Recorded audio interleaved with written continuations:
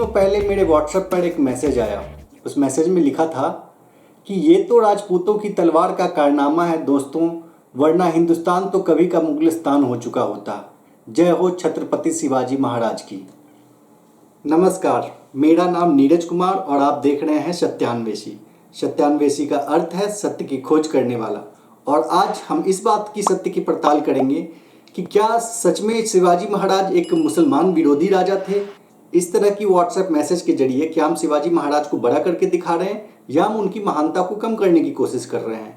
इस बात की सच्चाई जानने के लिए आपको शिवाजी महाराज के ज़िंदगी से जुड़े कुछ तथ्य मैं आपको बताऊंगा और उसके बाद आप खुद तय कर पाएंगे कि सच क्या है और झूठ क्या है। पर उससे पहले मैं ये बताना चाहूँगा कि आजकल इस देश में हर बात पर हिंदू मुसलमान का एंगल लाके इस देश की एकता को तोड़ने की कोशिश की जाती है। यही मंसूबे चीन पाकिस्तान जैसे शत्रु देशों की भी होती है और कुछ लोग हिंदुस्तान के अंदर रह के ही देश की एकता को तोड़ने की कोशिश करते रहते हैं।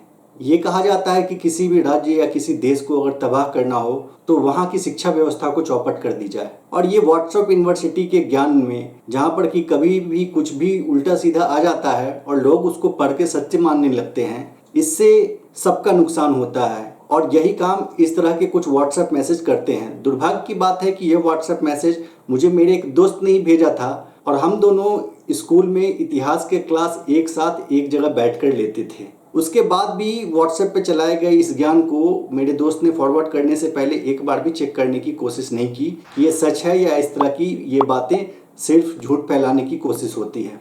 तो आइए मैं आपको एक एक करके शिवाजी के बारे में ऐसे तथ्य बताता हूँ जिसके बाद आप खुद निर्णय कर पाएंगे। सबसे पहले बात करते हैं शिवाजी महाराज की सेना के बारे में। तो आपको बता दूं कि जिस प्रकार आज की भारतीय सेना में धर्म के आधार पर कोई नियुक्ति नहीं होती है, उसी तरह शिवाजी महाराज ने भी अपने फौज में धर्म के आधार पर कभी कोई नियुक्ति नहीं की। शिवाजी महाराज की सेना में 1/3 से ज़्यादा मुसलमान थे।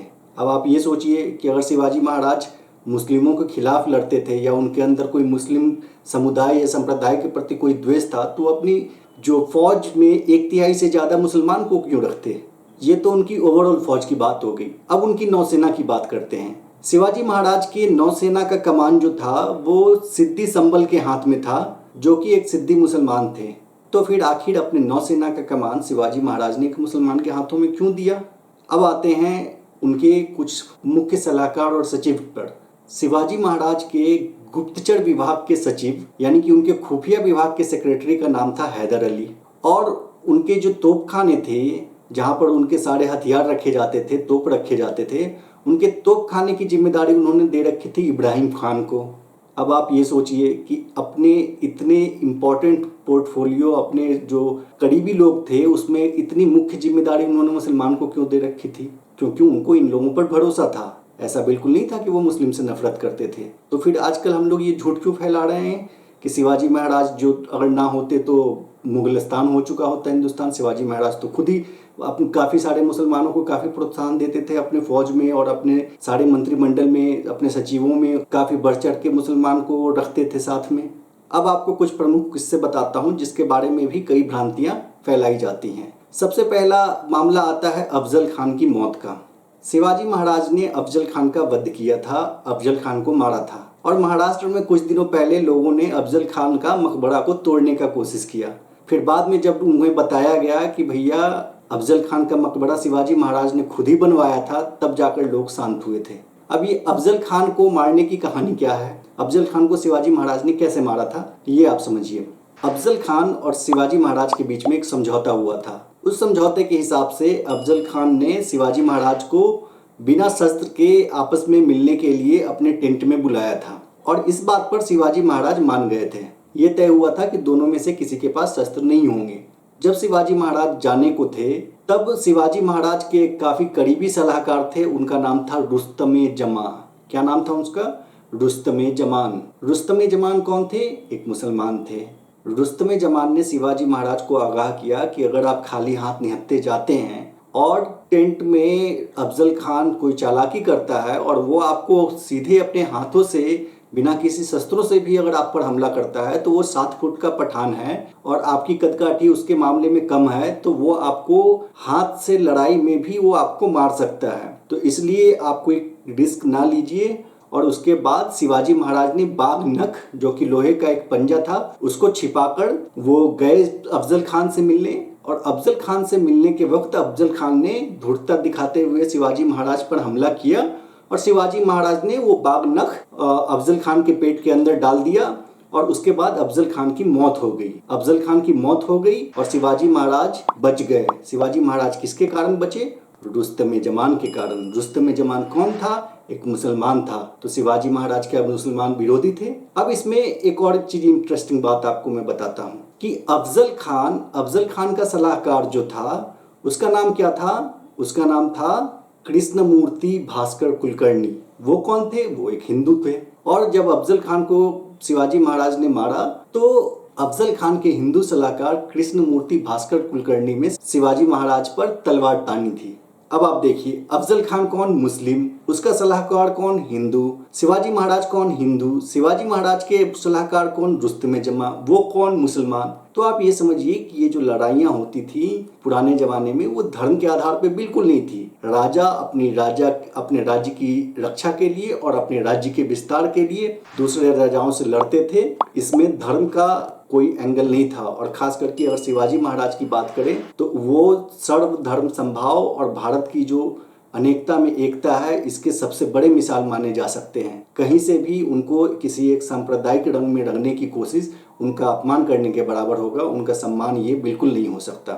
शिवाजी महाराज किसी भी सैन्य आक्रमण करने से पहले अपने सैनिकों को उन्होंने स्पष्ट निर्देश दे रखा था कि कहीं पर भी अगर हमला करो तो उस जगह पे बच्चों पर, औरतों पर, वहाँ के धार्मिक स्थल, चाहे मंदिर हो, मस्जिद हो, गिरजाघर हो या कब्रिस्तान हो, उस पर कोई नुकसान नहीं पहुंचना चाहिए। शिवाजी महाराज ने यह भी निर्देश दिया था कि अगर किसी भी धर्म की होली बुक, किसी भी धर्म का अगर कोई आपके हाथ में कुरान या बाइबल लग जाए तो आप उस पर कोई नुकसान नहीं पहुंचाएंगे और आप उस धर्म के मानने वाले को वो बाइज्जत उसको दे देंगे। तो शिवाजी महाराज ऐसे थे जो हर धर्म का सम्मान करना जानते थे।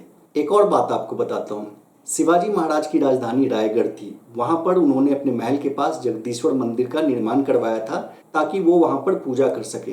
लेकिन साथ साथ उन्होंने वहीं पर अपने मुस्लिम श्रद्धालुओं के लिए एक मस्जिद का भी निर्माण करवाया था। तो फिर आप सोचिए, अगर शिवाजी महाराज मुस्लिम विरोधी होते तो मस्जिद का निर्माण क्यों करवाते? तो इससे भी पता चलता है कि शिवाजी महाराज सभी धर्मों का कितना आदर करते थे और सबको कितना सम्मान देते थे।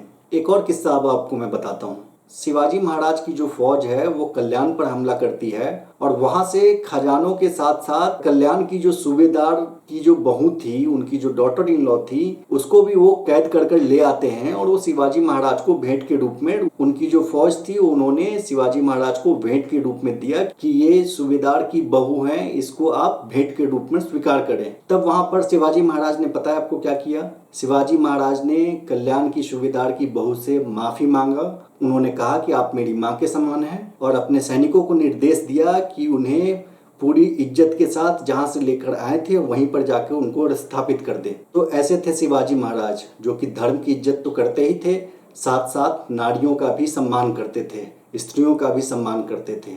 अगर हम शिवाजी महाराज को ऐसे याद करेंगे तो उनका सम्मान बढ़ता है, लेकिन हम इस तरह से जाहिल बातें करें और उनको सिर्फ एक हिंदू राजा के तौर पर सीमित करके रख दें तो ये उनका अपमान होगा। इसी कल्याण की सूबेदार की बहू के मामले में सावरकर ने ये लिखा था कि शिवाजी महाराज से गलती हो गई थी, उनके पास बदला लेने का ये मौका था और उनको जो कल्याण की सूबेदार की जो बहू थी उसको वापस नहीं भेजना चाहिए था, उनको बदला लेना चाहिए था। अब आप सोचिए कि आप अपना आदर्श किसको मानेंगे? सावरकर जैसे लोग जो कि एक महिला से बदला लेने की बात करते हैं, या शिवाजी महाराज जैसे लोग जिन्होंने की महिला का सम्मान करते हुए उन्हें आदरपूर्वक उनके घर पहुंचाया? ये तय आपको करना है। ऐसे कई सारे किस्से हैं जिससे ये स्पष्ट होता है कि शिवाजी महाराज सभी धर्म का सम्मान करते थे और बिल्कुल भी वो सांप्रदायिक नहीं थे। ऐसा ही एक किस्सा है जबकि शिवाजी महाराज की फौज सूरत पर आक्रमण करने जा रही थी।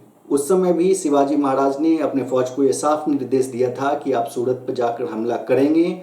उस समय किसी भी अन्य धर्म का कोई ग्रंथ आपके हाथ में आएगा उसका कोई अपमान नहीं होना चाहिए। किसी भी अन्य धर्म का धार्मिक स्थल हो, चाहे वो मस्जिद हो, गिरजाघर हो, कब्रिस्तान हो, उसका कोई अपमान नहीं होना चाहिए, उसको कोई नुकसान नहीं पहुंचना चाहिए। और उन्होंने अपने फौज को बोला था कि सूरत में फादर एम्ब्रोस पिंटो की जो आश्रम है उस पर किसी भी तरह का कोई आंच नहीं आना चाहिए। इसका मतलब वो इस्लाम का तो सम्मान करते ही थे, वो क्रिश्चियनिटी का भी सम्मान करते थे और उन्होंने फादर एम्ब्रोस पिंटो की काफ़ी मदद भी की थी। इसके साथ ही मैं आपको बता दूं कि शिवाजी महाराज सूफी संत हजरत बाबा याकूत थोड़े वाले का बहुत सम्मान करते थे और उनको बहुत मानते थे और उन्होंने आजीवन उनको पेंशन भी दिया। तो आप सोच लीजिए कि शिवाजी महाराज इस मामले में भी कैसे एक सूफी मुस्लिम संत को मानते थे और उनको आजीवन उन्होंने पेंशन भी दिया। अब आते हैं एक और महत्वपूर्ण हिस्से पे। औरंगजेब का जिक्र काफी होता है शिवाजी महाराज के मामले में कि शिवाजी महाराज ने औरंगजेब के साथ लड़ाई की थी। अब आप औरंगजेब के साथ लड़ाई की भी किस्से को थोड़ा समझ लीजिए। जब शिवाजी महाराज के बारे में औरंगजेब को पता चला कि उन्होंने काफी अपना पैर फैला लिया है और काफी राज्यों पर उन्होंने फतह पा ली है, काफी राज्यों पे उन्होंने विजय पा ली है, तो औरंगजेब ने अपना एक बहुत बड़ा सेना का दस्ता जो है वो शिवाजी महाराज पर आक्रमण करने के लिए भेजा। पर आपको ये पता है कि औरंगजेब ने जो अपना पूरा सेना का लश्कर भेजा उसके कमांडर का नाम क्या था? उसके कमांडर का नाम था राजा जय सिंह, जो कि एक राजपूत राजा थे। तो ये व्हाट्सएप का मैसेज जिसमें कि राजपूतों की बात की जा रही है, तो इसमें इस बात का भी तो उल्लेख करना चाहिए था कि शिवाजी महाराज को मारने के लिए औरंगजेब ने जिस कमांडर को भेजा था उसका नाम जय सिंह था, जो कि एक राजपूत राजा थे। तो औरंगजेब के साइड में कौन था? जय सिंह थे। जय सिंह कौन थे? हिंदू थे। शिवाजी महाराज के साइड में कौन थे? उनके जो तोपखाने के इंचार्ज, उनके गुप्तचर विभाग के इंचार्ज, उनके जो सलाहकार थे उसमें इब्राहिम खान, सिद्दी संबल, रुस्तम जमान जैसे लोग थे जो कि मुसलमान थे। तो फिर ये हिंदू मुस्लिम का लड़ाई था या दो राजाओं के बीच का लड़ाई था? ये दो राजाओं के बीच में लड़ाई होती थी और उसको हमने बाद में अंग्रेजों ने जब इतिहास लिखा तो उसको एक सांप्रदायिक एंगल दे दिया ताकि तोड़ो और राज करे की नीति अंग्रेज अपना सके, और बाद में कुछ अन्य लोगों ने इस पे सत्ता सेकने के लिए इसको सांप्रदायिक रंग देने की कोशिश की। पर सच्चाई तो ये है कि शिवाजी महाराज एक महान नेता थे और शिवाजी महाराज को जो भारत की आत्मा है, जो कि अनेकता में एकता और सर्व धर्म संभाव है, उसके एक बड़े नेता के रूप में, एक बड़े राजा के रूप में हम याद कर सकते हैं। उसी में उनका सम्मान है। अगर हम उनको सिर्फ एक मुस्लिम विरोधी या एक राजपूत या एक ब्राह्मणवादी राजा के रूप में याद करेंगे तो ये उनका एक अपमान होगा।